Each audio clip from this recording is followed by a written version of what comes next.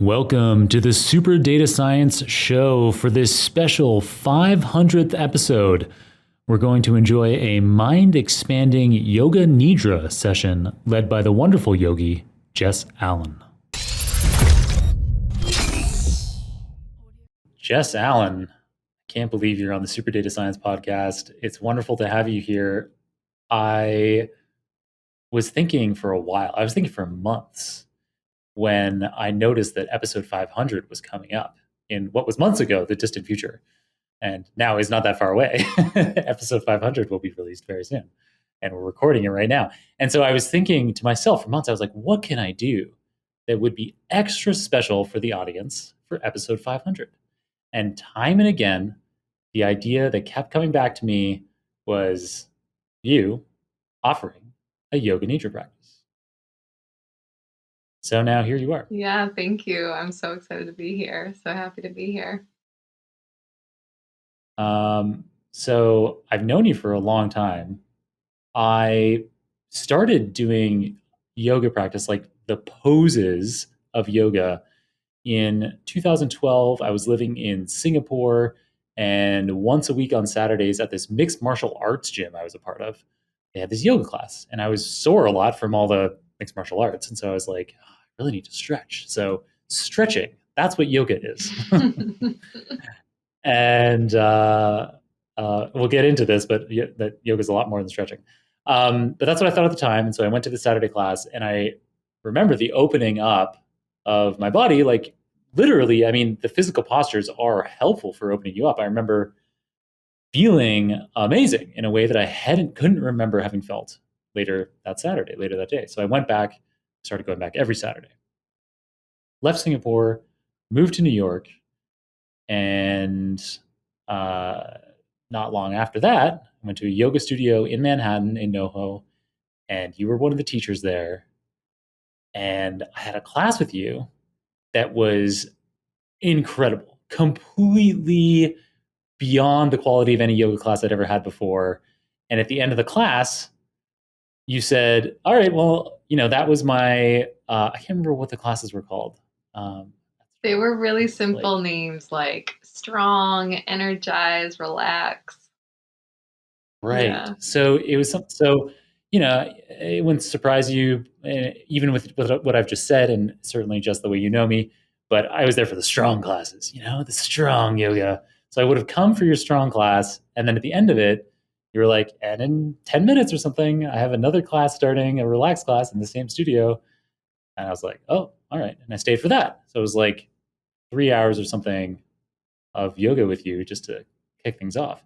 And now I've been following you around the world. So that was like 8 years ago. And I've gone on retreats with you to Mexico, to Greece, and have been to classes at studios of yours, studios that you've taught at all over New York.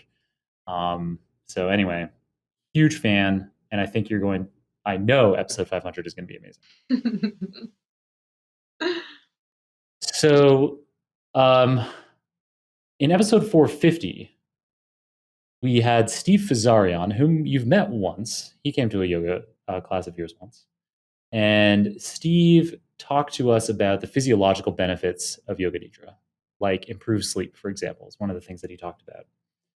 And at the end of the episode, he did a quick 5-minute run through of kind of like the structure of a Yoga Nidra practice. And so for today's episode, we're going to do a full practice. But before we get to that, I'd like to talk a bit about what yoga means and what it means to be a yoga practitioner. So as I've now learned in the last decade, yoga is not just stretching, and yoga is not even just the physical postures. So what in yoga are called the asana, the physical postures, that's part of it. But I mean, just tell us more generally what yoga is all about. Well, I have to comment on your language of stretching and opening, because even those two words, you are referring to them in your physical form, but it is still they're expansion words. They're words that also mean to expand. And Right. yoga, it means union or to yoke, but it's to become unified consciously with the one consciousness. It's to remember that we don't have to come together because we're not apart. We don't have to unify, we are unified. And so we expand our awareness of consciousness through practice to remember that we are consciousness ourself, that the essence of us and all things is pure consciousness.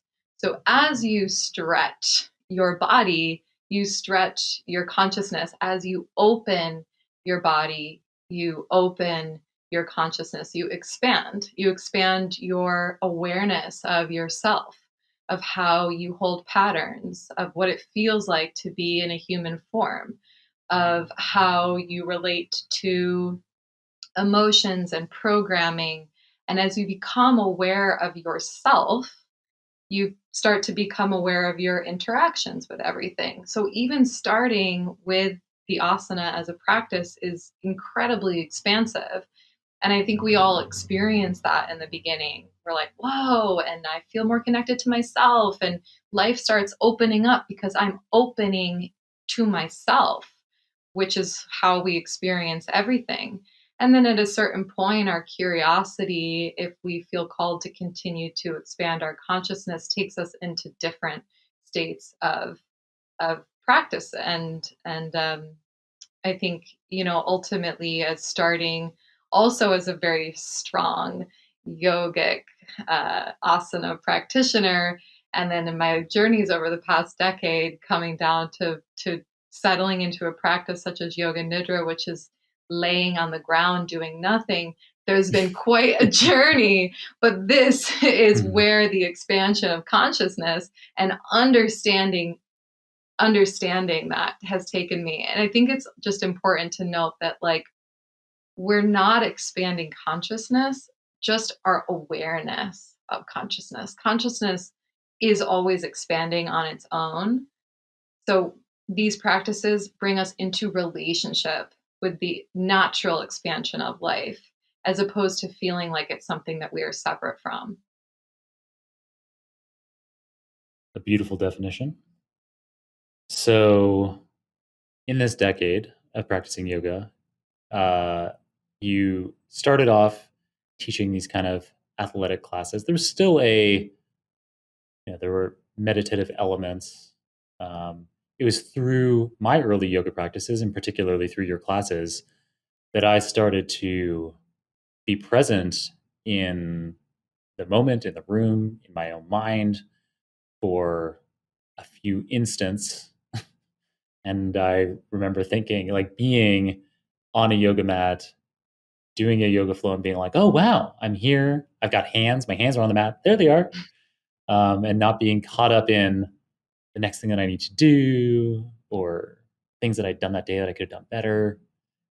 And so, anyway, so you started with the physical, teaching the physical asana practice about a decade ago. And that has now transformed, as you're saying, to include things like yoga nidra. And so yoga it can be a big umbrella term to capture the physical postures like asana, nidra, like you said, laying down, and surely not doing nothing, but not moving. um, and lots of other, is kind of, you can think of it as like a philosophy of life. There's, teachings, there's literature that you can read. I have experienced that. I've, been to your apartment in Brooklyn and studied the Upanishads, which are Hindu scripture, and studying those week after week with a group of people. And there are books like that. The Bhagavad Gita is a popular one in yoga. And so there's these books that you can use to learn about yoga as a way of life, as opposed to just postures. But what I'm specifically getting to is today, what do you offer as a yoga practitioner? So we're going to talk about yoga nidra a lot. So that's obviously something that you offer and we're going to experience on this podcast. Um, you also have weekly online asana physical practice. I know you still do retreats. There's one coming up in Greece in September. Um, and it sounds like I've also heard you recently been getting into coaching. So maybe tell us about all of those things. Sure, yeah. Um, so I guess I in I am an intuitive being, and we all are intuitive beings. And I've always related to myself as an artist first growing up. This was really what it was for me. And so my path with yoga and practices have been really circular, and I'm a curious being. So I actually was a gymnast growing up, and I took my first yoga class when I was 17. And it was a little slow for me at the time, but I remembered understanding it because of the postures and creating sequences and having body awareness that I learned. And I understood it to be a self discipline, even at that age. And there was something magical that clicked for me in the opening of awareness. And like many of us at that age, like I was in a pretty knotted relationship with myself, and I did my first teacher training when I was 21. And the most amazing thing for me in that training was learning about the chakra system and the energetic systems of our bodies, because this is how I really um, was.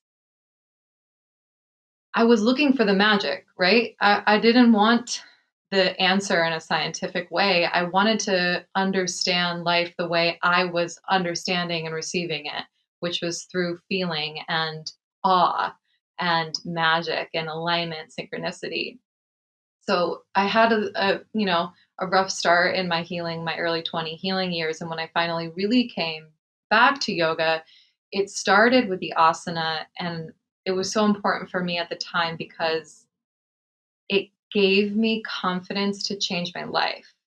It showed me that I could learn things and build strength and figure out tricky asanas.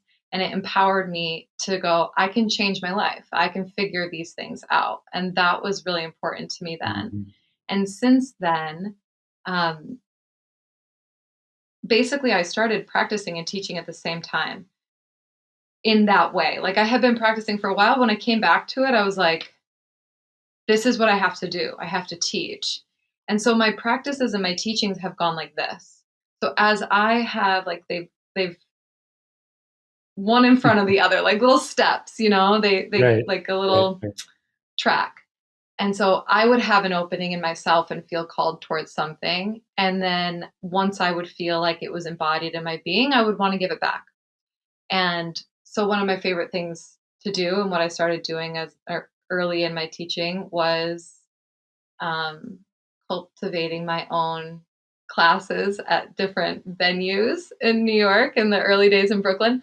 And then I started leading retreats. And so retreats have been like just the most magical experiences for me to create over the past 5 years. I've led, I think, like 17 retreats in that time. And Ah, it's just the most amazing thing to bring, as you have felt a couple times, a group of human beings together in a particular place for a yeah. particular amount of time and just really dive in. And like magic is super available. So that is like forever passion of mine. And I'll always be offering those. It's tricky in the world right now, but we are going to Greece and in a month, and I'm Mhm. working on Bali or Morocco over the winter, so that's happening. This last year, Yeah, to just talk quickly about the retreat experience. I don't know if I've only done yoga retreats with you, so I might not have a really good understanding of what they're like. But I might have thought prior to going on them with you that a yoga retreat was this kind of intensive physical practice. And of course I expect the same kinds of, as like you're saying, as I open myself physically, I'll open my mind and I'll have I'll have this amazing positive experience getting to take a break away from the world and do lots of yoga with cool people and talk to them. But the way that you structure your retreats, and it sounds to me like the way you increasingly structure them, is so that, yes, there is a physical practice, so probably twice a day. So there's like a morning practice, an evening practice on most days, but there's tons of other deliberate practice of journaling, of answering tough questions together in a structured way, of getting to know what people are like in a structured way, and what your own mind is like, and what you are like, and what you want, and what you could be doing, and what you could do in the future. And yeah, so I mean, I guess I'm trying to make a case for yoga retreats in general, and yoga retreats in particular with you. But if you want to get away from the regular patterns that you're in the other 50 weeks of the year, and spend a week or two of your year just taking a step back and thinking about, what am I doing? Well, that's what retreat means, right? It means to step back. It means to withdraw yourself from a moment. Right. And I know that you meditate every day. And one aspect of meditation is just in the beginning to just become a witness to your mind and to your life. And we don't give ourselves enough time to really see how we're living and see how we're seeing. And so when we intentionally remove ourselves, we can go on vacation and that can feed us in a million ways. And when you retreat, you draw back consciously and engage in inner practices.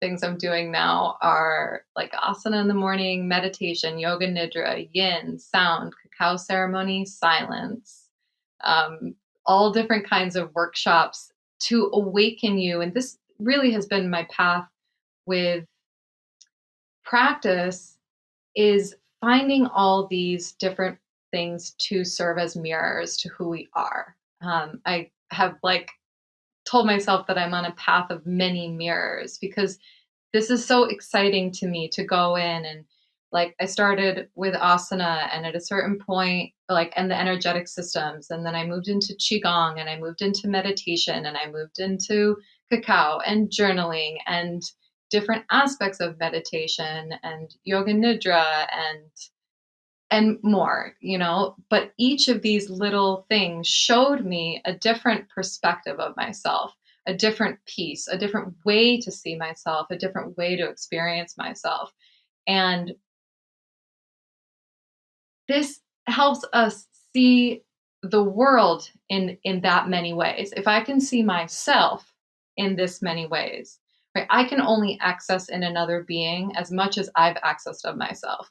I can only access in life as much as I've accessed in me. So the more I understand how diverse and expansive I am, the more diverse and expansive my life can be. And something I want to just highlight is that um, it's when we talk about yoga and we talk about expanding consciousness and or expanding our awareness of consciousness, it's like, what's the point? What's the point in all of this? There's like a lot of big fancy words, and that's like cool, to be spiritual and everything, and like, yeah, I'm one, and to conceptually, but like, what is the point? What's the point in doing practice? What's the point in showing up every single day? And then we get into this big word, which is healing. Healing is the point. We are wanting, I think all of us are wanting to live a life with less suffering. And we are part of a collective evolution that is at the pace that it is at. And the first thing we do is heal ourselves. And as we heal ourselves, we create a ripple in consciousness that continues to stimulate awakenings all over the place. And that's how the one organism of humanity wakes up. But even just for us, on an individual level, if I can observe my life without so much attachment to outcomes, expectations, stories of the past, things that I want, things that I'm not okay with, if I'm able to loosen my grip, can I live with more grace?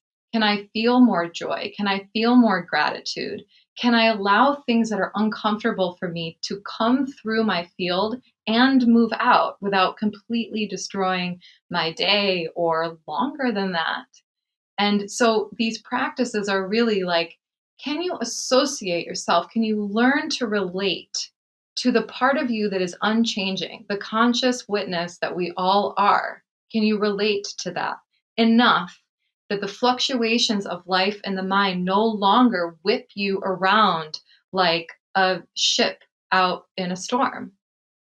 And Hmm. and when we can do that, we just naturally become more loving and more compassionate and more understanding of the fluctuations of everything around us.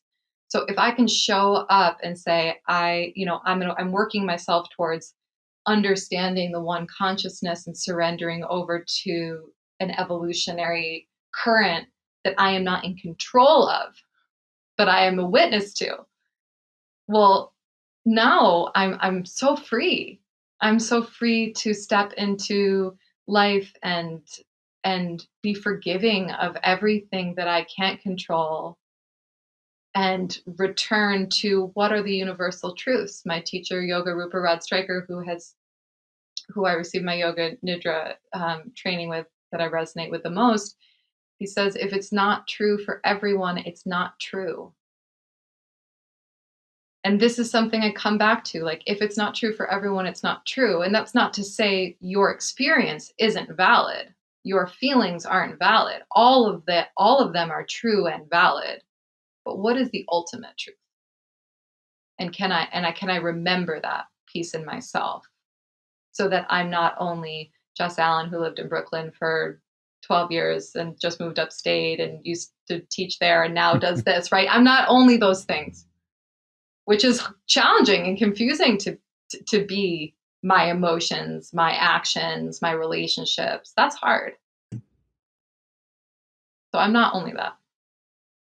All right. So obviously, your retreats sound amazing. Yoga retreats in general sound amazing and can be hugely fruitful. But not everyone, especially in a pandemic, can get up and fly to Greece. So, how are ways that people can engage with you to get mentorship in some other way? Yeah. Um, well, one thing that the pandemic has definitely opened up has been the online platform. And I started a Patreon account really as like a response to all of the yoga studios getting shut down about a year and a half ago.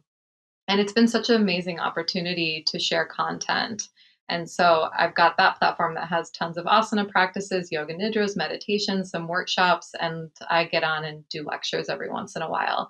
And what that has really opened for me is this understanding of empowering the practitioner at home so that we aren't actually relying on going to a yoga studio every single day or even going on retreats, which is something that you might only be able to do once a year, if that anyway. And what has become very apparent to me is that what we need is more practitioners as opposed to teachers. There's a lot of teacher training programs out there, and that's great. And also, you spend a good amount of time learning how to teach in a teacher training, which might not necessarily be what you want to do. And I believe Right. that we need to all be in practice. This is how we are waking up to ourselves and to our life. And so I have recently started mentorship for practitioners. So I've been doing mentorship for teachers for many years, newer teachers, teachers who want to go deeper.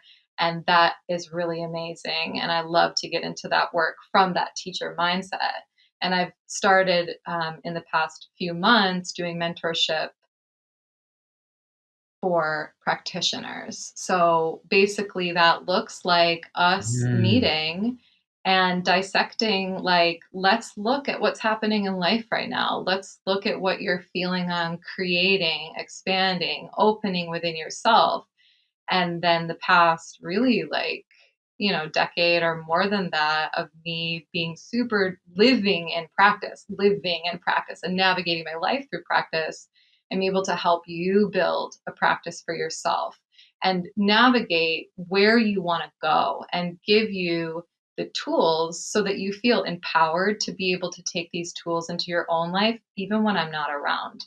And that's really the goal, is to empower your own intuition and feel like you have enough tools and enough knowledge that you can care for yourself, and that you have antidotes and medicine in your life to come to every day. And this has been an amazingly rewarding practice for myself to offer in this kind of way, and see people start to blossom and just get so excited about practice and empower them to take control in their own life and on a regular basis.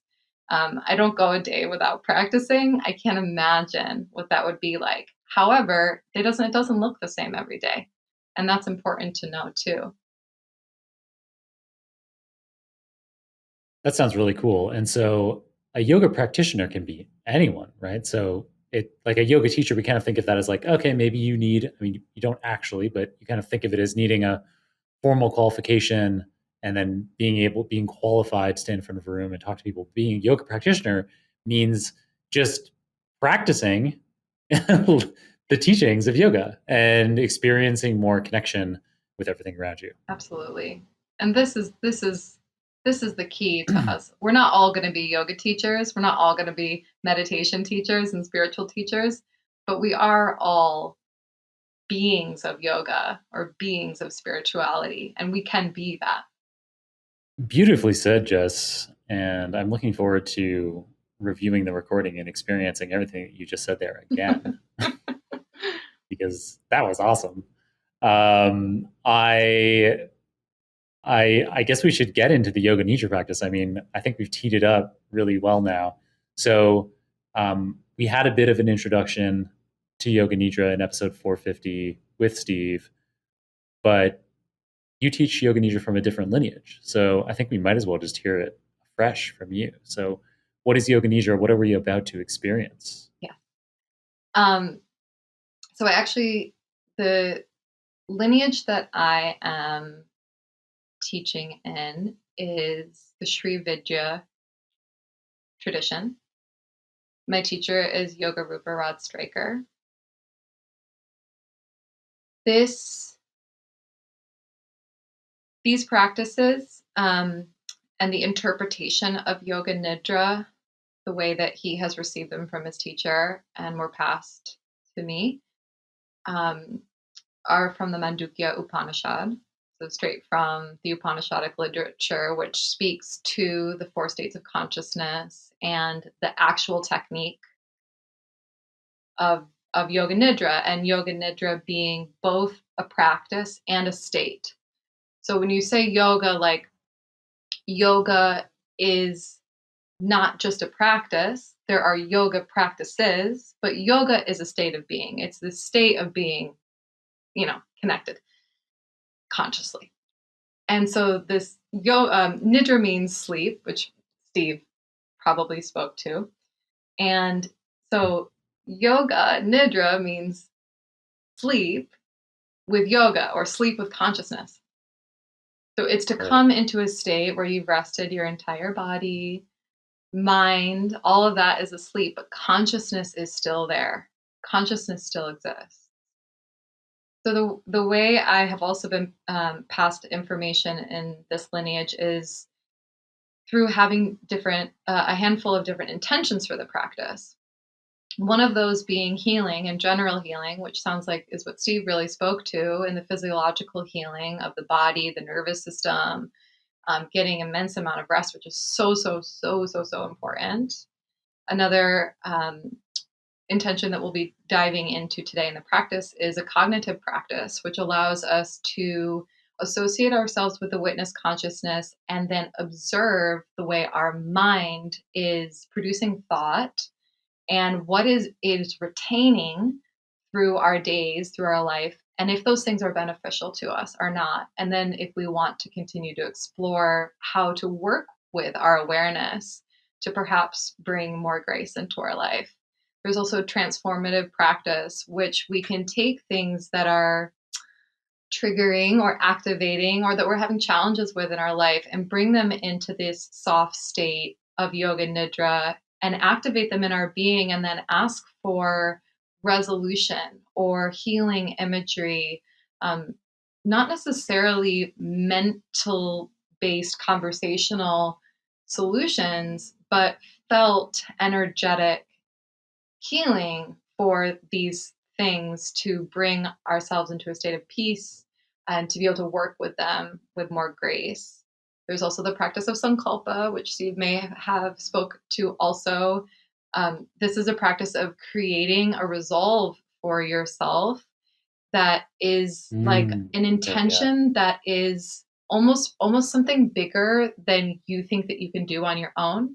So you call for divine Yeah. intervention. Yeah. So it should be like a really big intention, something around 8 to 12, 8 to 18 months, even like this kind of this a goal this big, right? Nothing that you're like, I can do that next month. Like at least a year, you're calling in this prayer. And then the primary intention and at the basis of all of this is spiritual awakening or becoming unified with consciousness and resting in that one consciousness.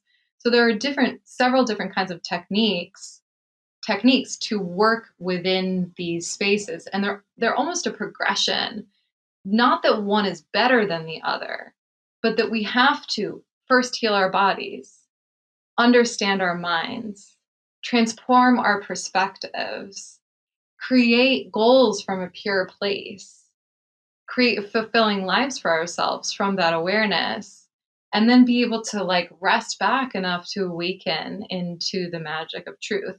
So the way I use these techniques is they're all over the place. They're not this linear progression that our mind wants to grip onto because we have like that past future ladder mentality.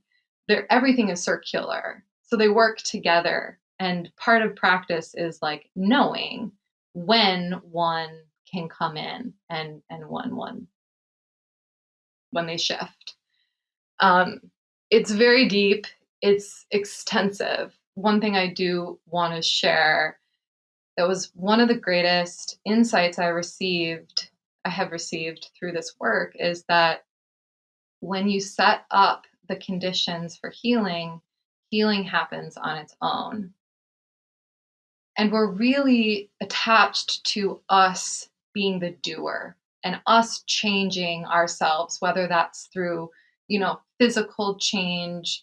We feel like we have to, I'm using my hands here because we feel like we have to grip and change and mutate, and that it's only our will that creates change in our life. But that's not true. We do have to be an active participant, but our soul calls us into alignment, and it's just our job to walk towards our own soul or our own vision.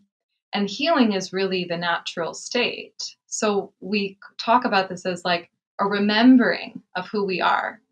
We're not learning something new. We're just uncovering the truth.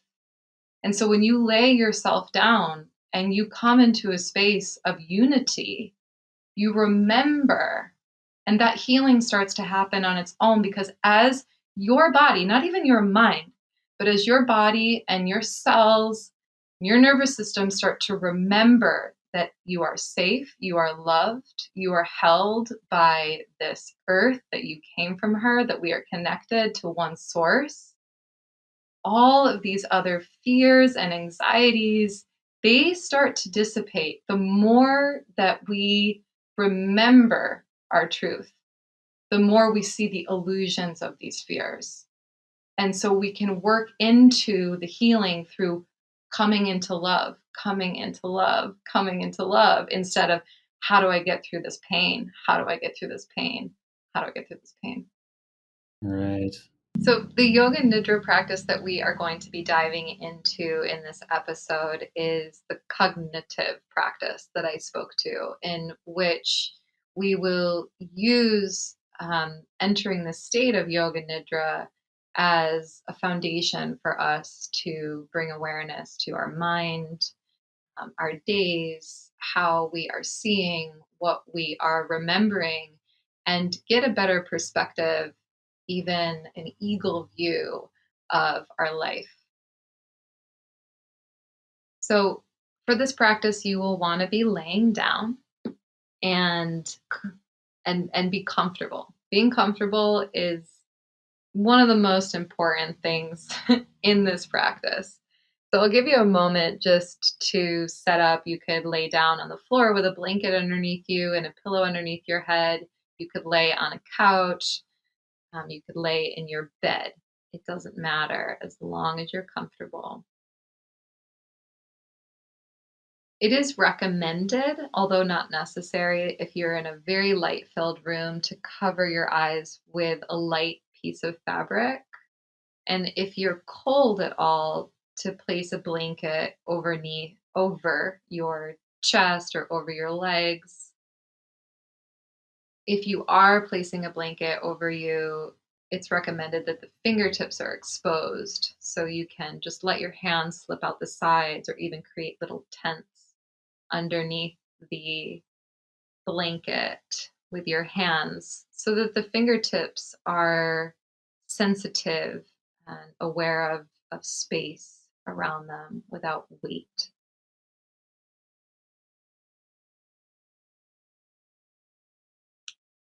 So just making your final adjustments here and perhaps even fidgeting a little bit in the body. If there's excess energy, you could squeeze your hands and squeeze your feet just for a moment and then exhale and let them go so you can feel that release.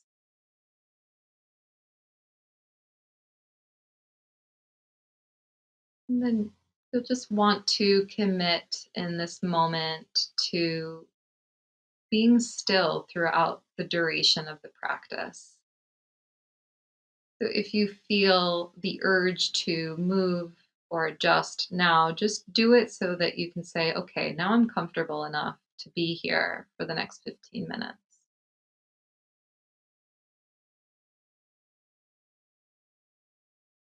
And just notice your breath.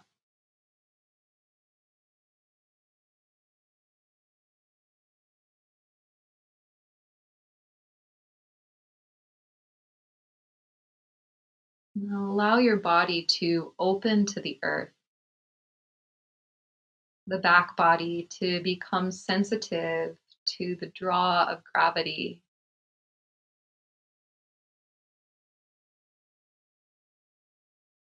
Perhaps even feeling how deeply held you are.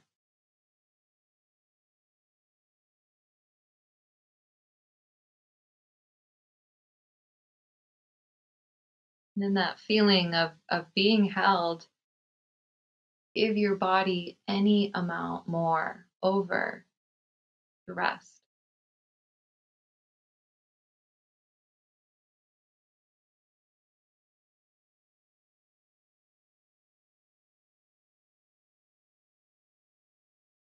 Become aware of yourself in this space.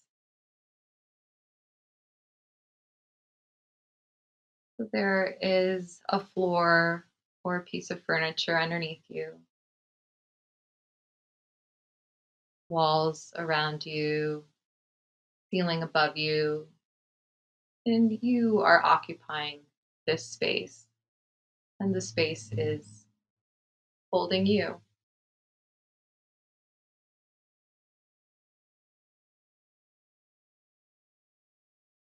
Just becoming aware of any sound, allowing your consciousness or your awareness to just travel to one sound and the next, not lingering too long on any sound, rather just tuning yourself to the textures of this space.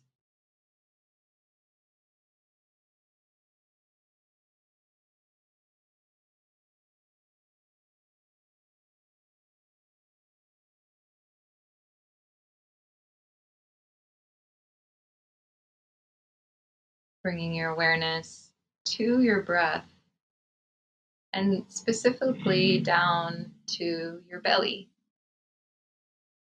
and just gently beginning to shape diaphragmatic breathing. So, on purpose, breathe into the belly and breathe out of the belly. So the chest here is more or less still, and you're directing the breath down into the diaphragm. We'll breathe like this for about a minute, consciously shaping the breath.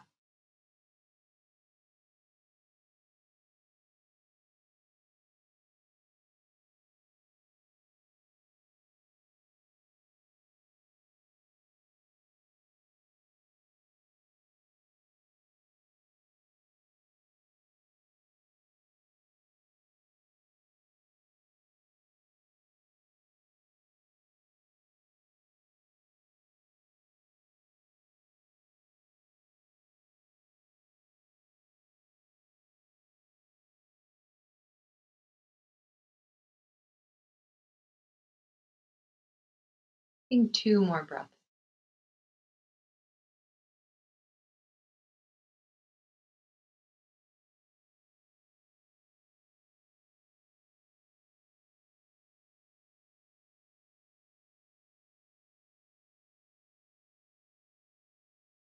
And after that second exhale, just allow the breath to return to a natural state. Just simply observe the breath flowing.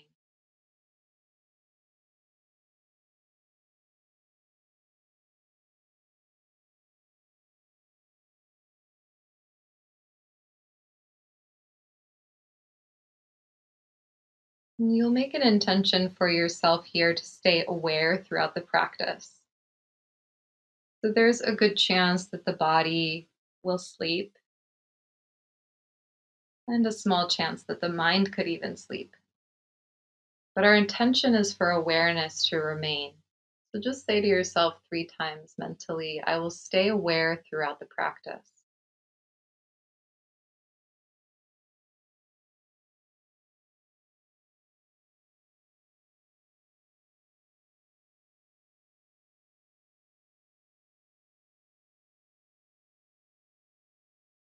Now, please bring your awareness to the third eye center, or the space right in between your eyebrows. And notice as you do this, a gentle energy emerges. It might feel like a soft light, but there is a presence here. And just notice that presence that is already existing, but it awakens through your awareness.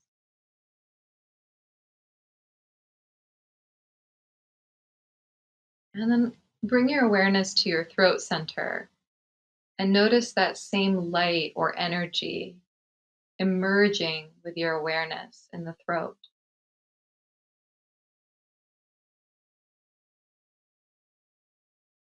Right shoulder joint. A light or awareness comes from inside the body. Right elbow. Same light or presence. Right wrist. Light inside the body. Energy from within. Right thumb. Pointer finger. Middle finger. Ring finger. Pinky finger. All emerging light. Again in the right wrist. Presence, consciousness. Right elbow.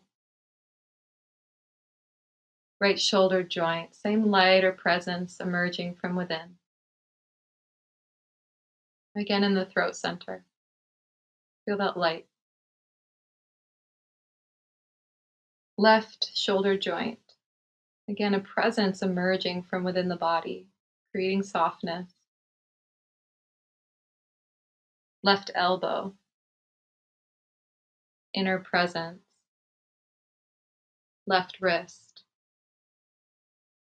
Light emerging. The left thumb. Pointer finger. Middle finger. ring finger, pinky finger, full of energy and light, left wrist, presence from within, left elbow, left shoulder, inner light, throat center. Awareness now in the heart center. Feel an energy, a light presence emerge with your awareness of the space of the heart. Same awareness over to the right side of the chest and back to the heart center. Awareness now in the left side of the chest and heart center. Feeling that light. Awareness again in the throat center.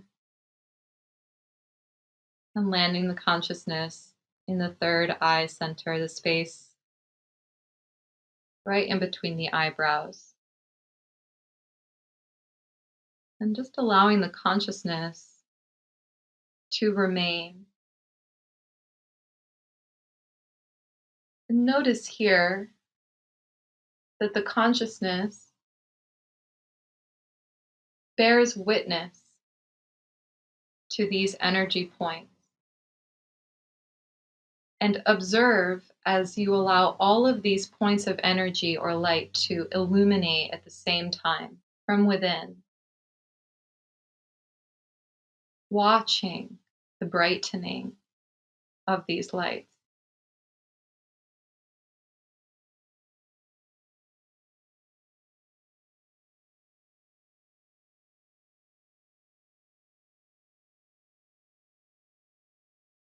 Allowing that energy to keep the body soft. Bringing your awareness back to the dark space behind the brows, behind the forehead, the dark screen of your mind. And beginning 30 minutes ago, recall on that screen what you are doing, and then begin to trace back your entire day until this moment in 30-minute intervals. Just allowing yourself to pass over interactions, actions, thought, feeling, right until you woke up this morning. A few minutes to do this.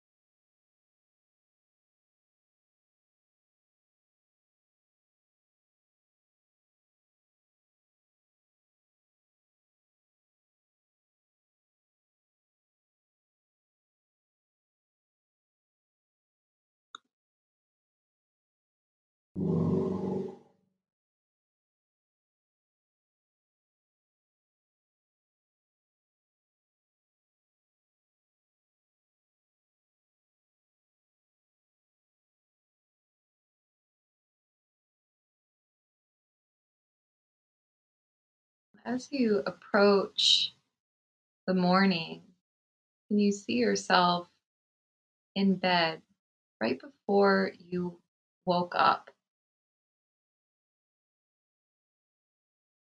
and recall any dreams from the night. encouraging the mind to continue to move in intervals through the evening of sleep.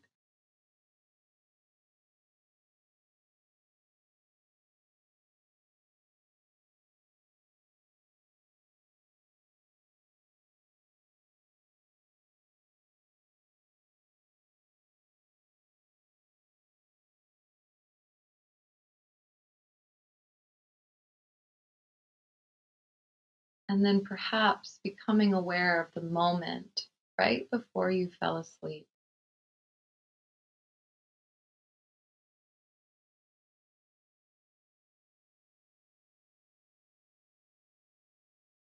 Allow yourself now to release the hold of memory and draw back so that you may witness anything that was less than beneficial or didn't sit in the most pleasant resonance from even just this day.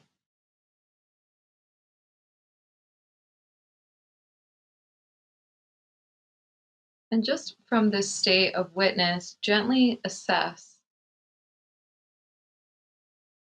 invite awareness to these areas of your life.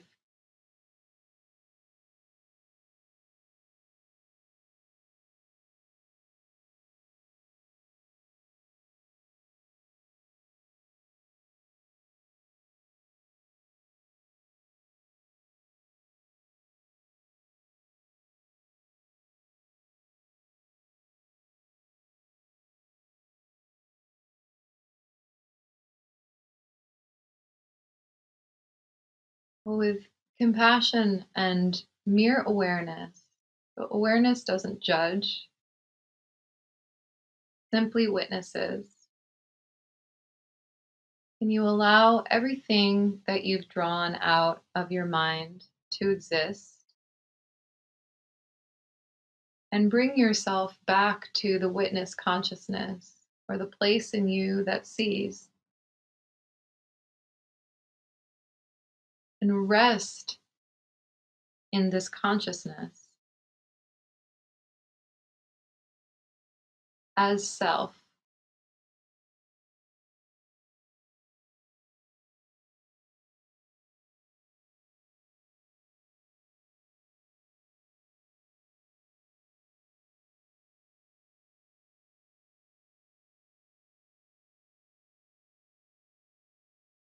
And without moving the body at all, simply become aware of the breath in this state.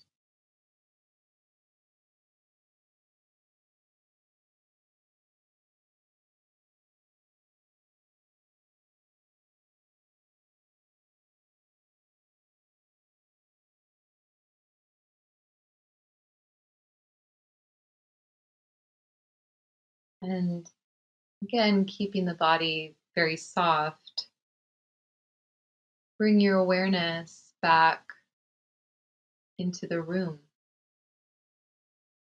feeling yourself again in this space, on the surface,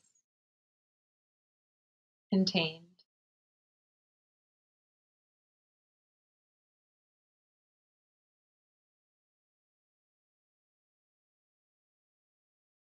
And taking just another moment to hold close to you anything that you'd like to carry with you outside of this practice.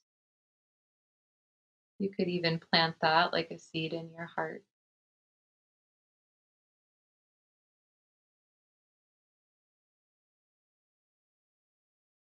And when it feels right for you, you could very gently move your fingers, take a deeper breath in,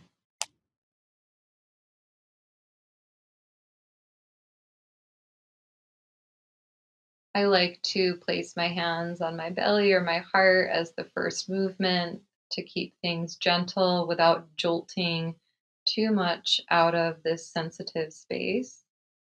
Just feeling my palms and the breath meet each other.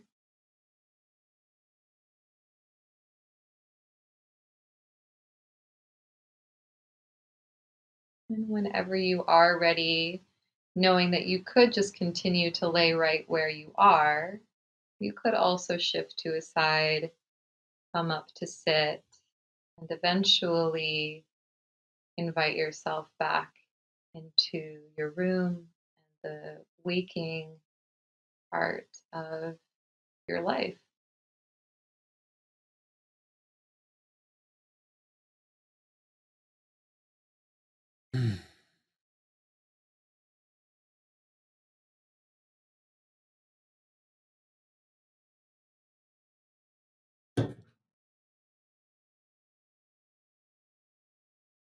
So, welcome back from that exploration.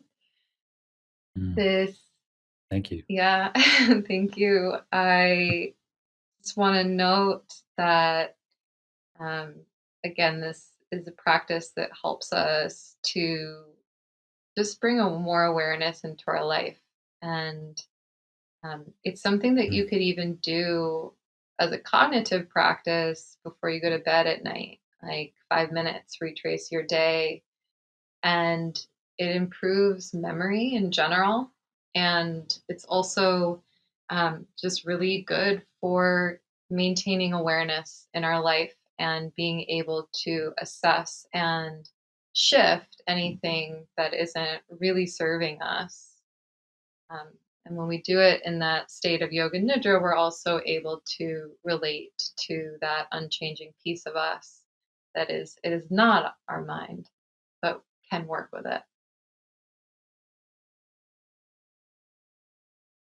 yeah, I had not done that before. I had not gone through a nidra practice like this before. And I've done nidras with you, but I think it was before you started studying this particular lineage. And I really was blown away by how many things I've already done today.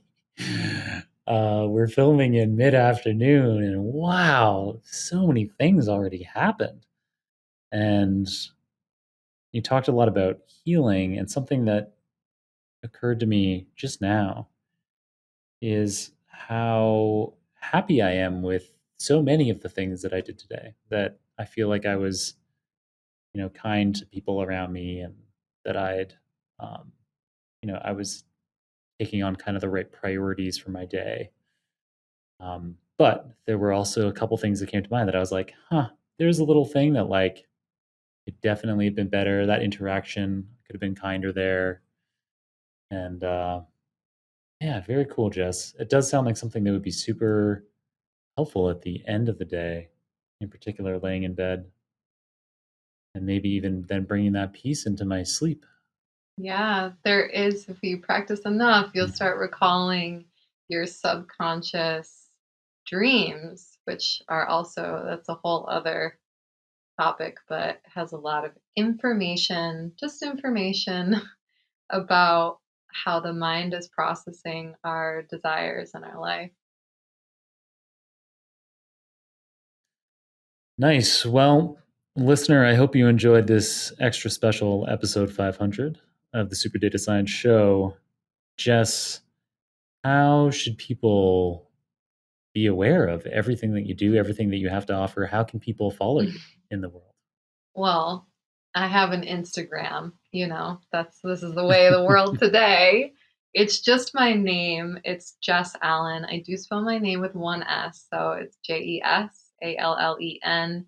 The handle has little dots in between each of the letters, but you should find me anyway, just my Mm, name. And my website is also jessallen.com. And you can find all my retreats, my online content, mentorship programs. I'll be coming out with some group programs also soon that will be accessible in the virtual world. So both all my content and interactions are on both of those platforms, and they seem to be best and easiest. There's also some free content on SoundCloud as far as yoga nidras and some meditations go. So you could also start by tuning yeah. in there. Perfect. Thank you, Jess. And we will include links to all three of those Instagram, website, and SoundCloud, which I enjoyed in the run up to filming this episode, as if I needed extra content to be sure that this was the perfect thing for this episode. I did thoroughly enjoy a couple of Nidras that you had up on there on SoundCloud. All right. Thank you so much, Jes. Have a wonderful rest of your day, and we'll catch you again soon. Yeah, thank you so much for having me. It's beautiful to be here.